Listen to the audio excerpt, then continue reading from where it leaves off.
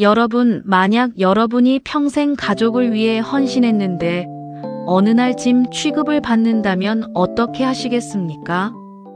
이야기 시작하기 전에 혹시 구독과 좋아요 눌러주셨나요? 여러분의 작은 관심 하나하나가 정말 큰 힘이 되거든요. 이제 이야기 시작해 볼게요. 강은하는 새벽 4시 반에 일어나 조용히 세수를 마쳤다.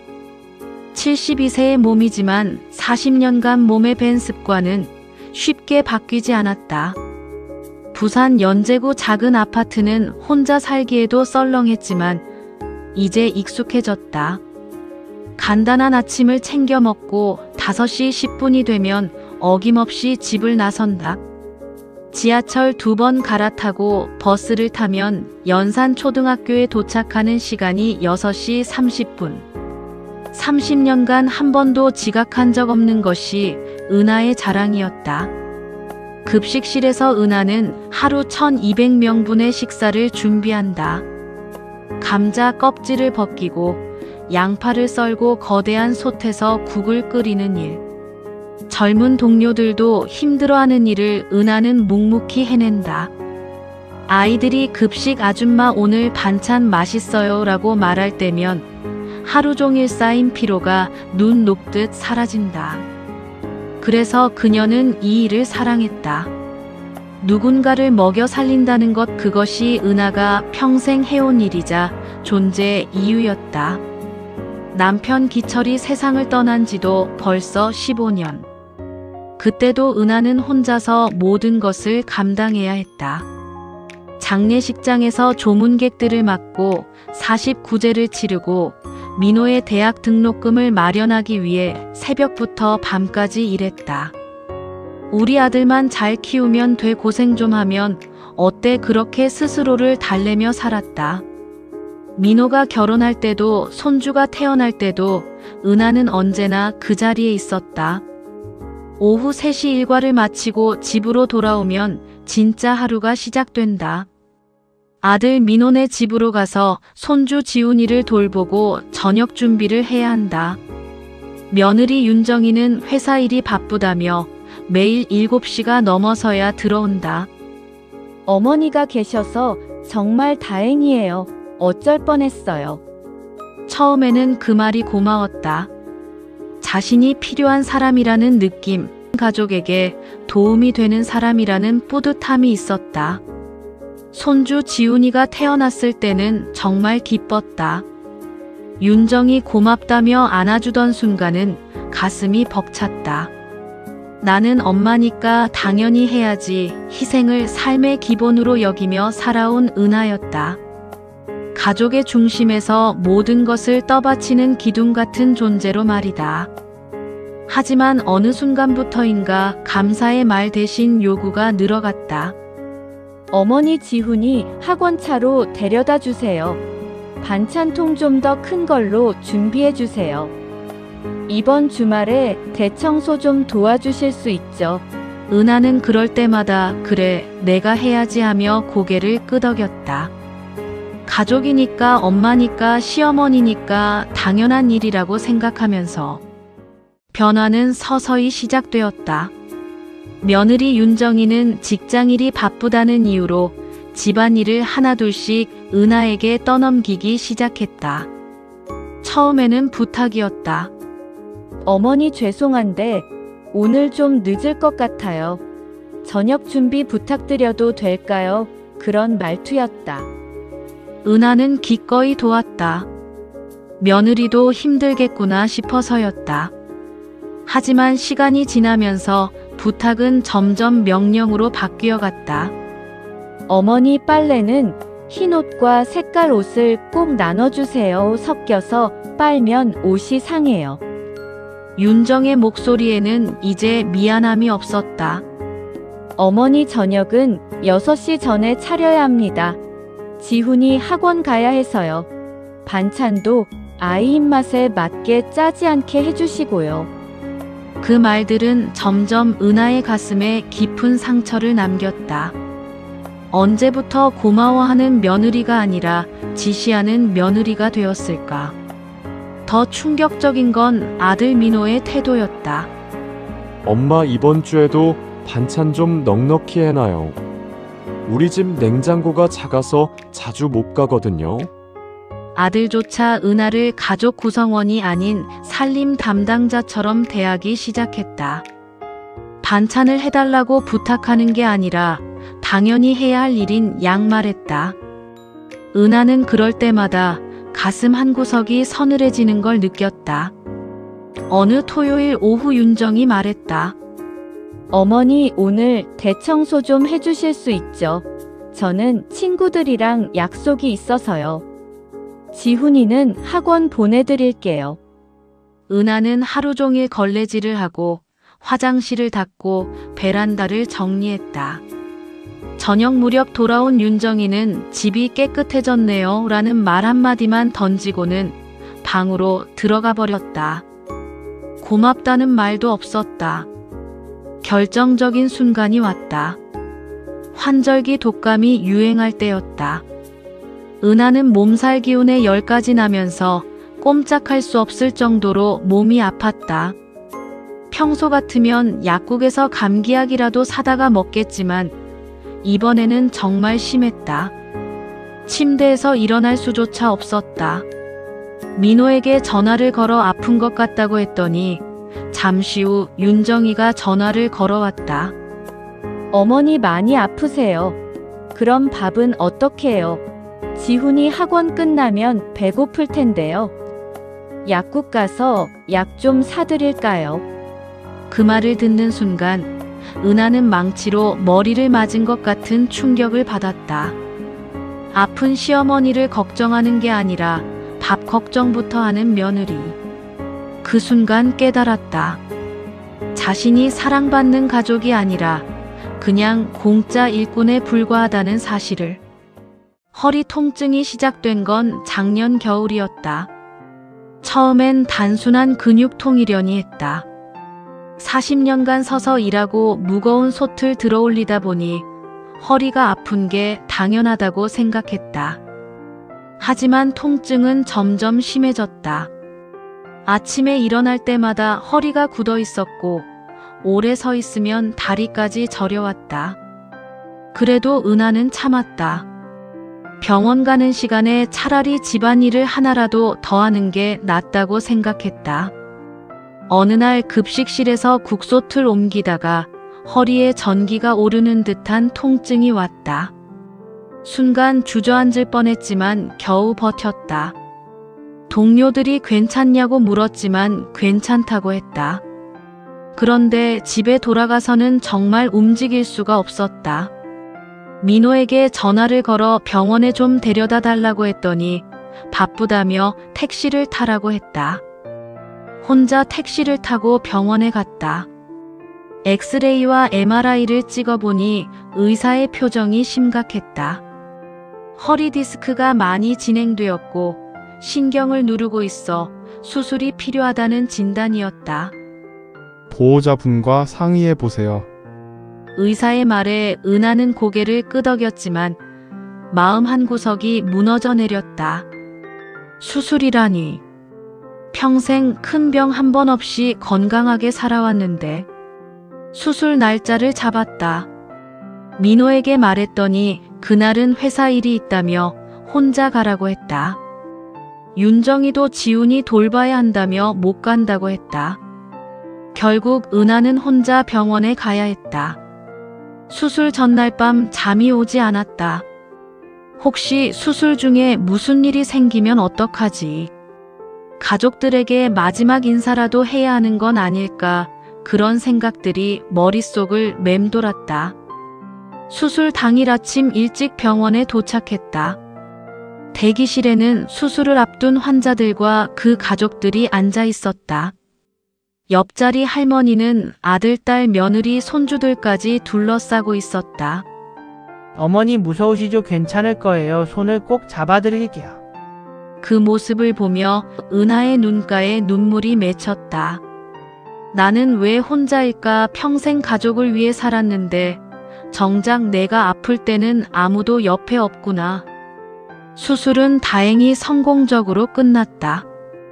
회복실에서 깨어났을 때도 혼자였다. 간호사가 보호자가 언제 오시냐고 물었지만 오늘은 못 온다고 대답할 수밖에 없었다. 병실로 옮겨진 후에도 마찬가지였다. 다른 환자들은 가족들이 돌아가며 간병을 했지만 은하는 혼자서 모든 걸 해결해야 했다. 퇴원 후 며칠이 지났을 때였다. 민호네 집 베란다에서 빨래를 널고 있는데 거실에서 아들 부부의 대화가 들려왔다. 당분간 어머니를 요양원에 모시는 게 어때? 윤정의 목소리였다. 어머니 허리 수술하셨잖아. 우리가 돌보기 힘들 것 같은데. 민호도 동조하는 듯 했다. 그것도 방법이긴 하네. 요즘 좋은 요양원 많다던데. 그 순간 은하는 망치로 머리를 맞은 듯 충격을 받았다. 평생을 바쳐 가족을 지켰는데 이제는 짐이 되어버린 자신을 바라보며 가슴이 무너져 내렸다. 요양원이라니.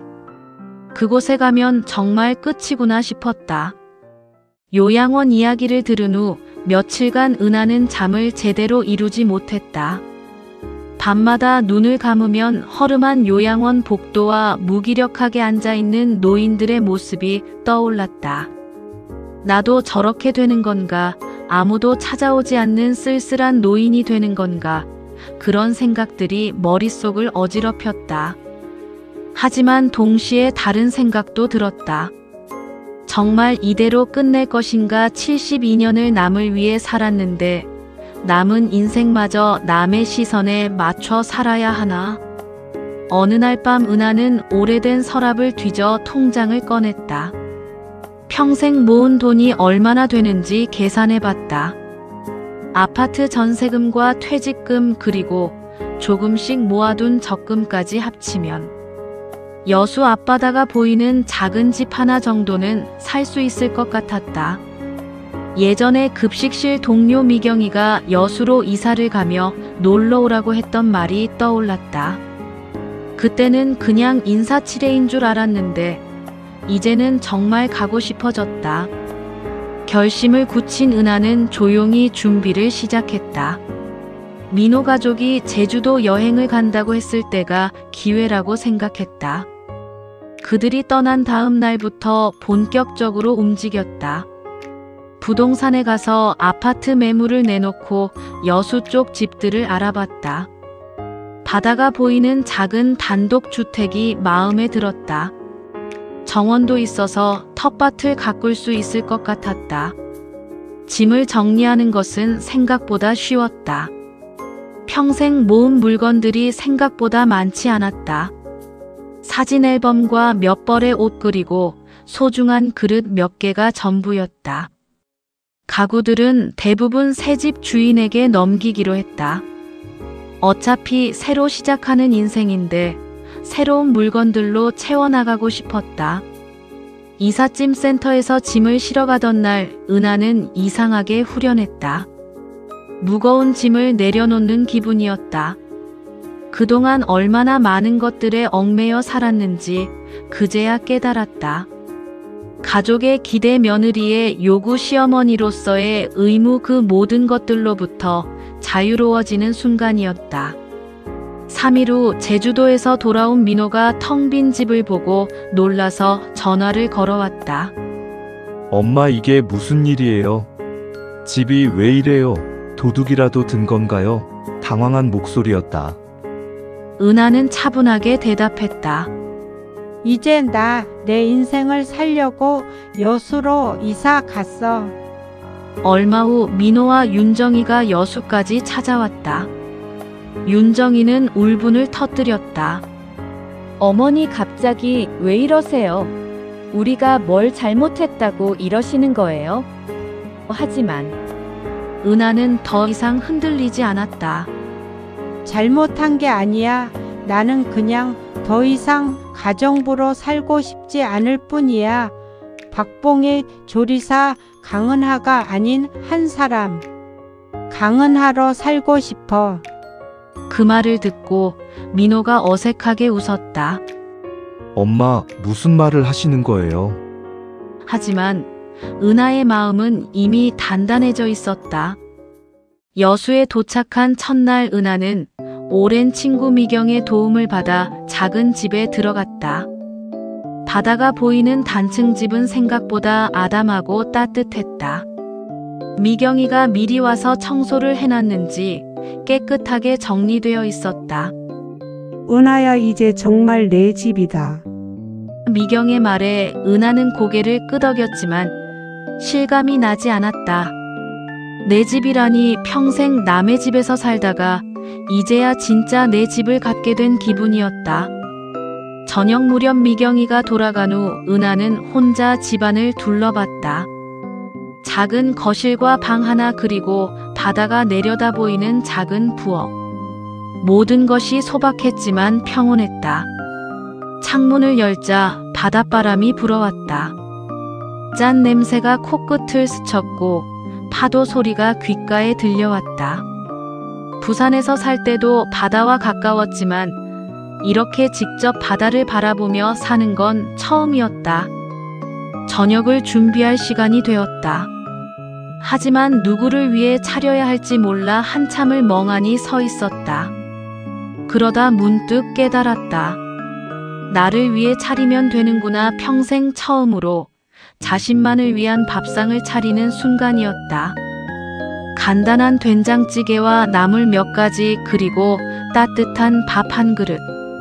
그동안 늘 가족들 입맛에 맞춰 요리하느라 정작 자신이 뭘 좋아하는지 잊고 살았다는 걸 깨달았다. 창가에 앉아 혼자 밥을 먹으며 조용히 흘러가는 파도를 바라봤다. 이제는 누군가의 엄마, 누군가의 시어머니가 아니라 그냥 나로 살아야지. 은하는 작게 중얼거렸다. 그 말을 하고 나니 가슴 한편이 뻥 뚫린 기분이었다. 72년을 살면서 처음으로 하는 다짐이었다.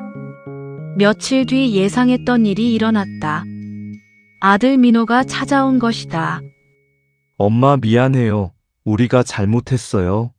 다시 돌아와 주세요. 민호는 눈물까지 흘리며 사과했다.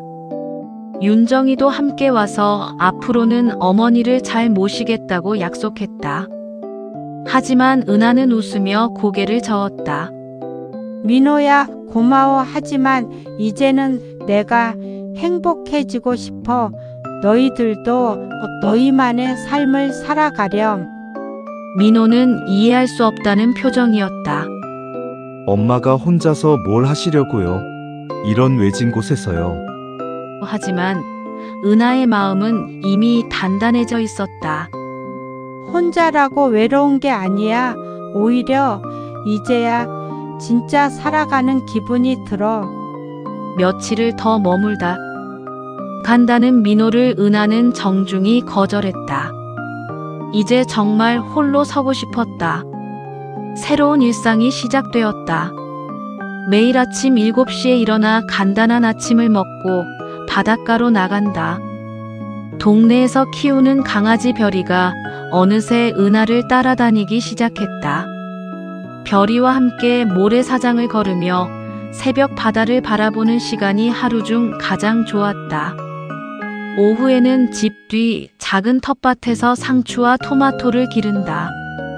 흙을 만지며 새싹이 자라는 것을 지켜보는 기쁨을 처음 알았다. 동네 사람들과도 조금씩 친해졌다. 마을회관에서 할머니들과 차를 마시며 소소한 이야기를 나누는 시간도 생겼다. 하지만 그 소박한 일상 속에서 은하는 처음으로 진정한 자유와 행복을 느꼈다. 72년 만에 비로소 강은하라는 이름 그대로 살아가는 삶을 시작한 것이다.